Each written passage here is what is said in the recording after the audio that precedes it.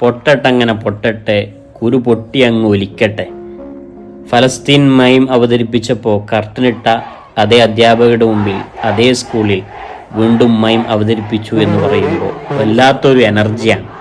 ഇതിനുവേണ്ടി എല്ലാവരും സപ്പോർട്ടും നൽകിയ കേരളത്തിൻ്റെ വിദ്യാഭ്യാസ മന്ത്രി അടക്കം എല്ലാ ജനപ്രതിനിധികൾക്കും വലിയ സന്തോഷം അറിയിക്കാൻ. മനുഷ്യൻ എന്നും ഫലസ്തീനൊപ്പമാണ്. മനുഷ്യനല്ലാത്ത മൃഗങ്ങൾ എപ്പോഴും അത് ആ ഫലസ്തീൻ നരഹത്യക്ക് കൂട്ടുനിൽക്കും എന്നത് തീർച്ചയാണ്.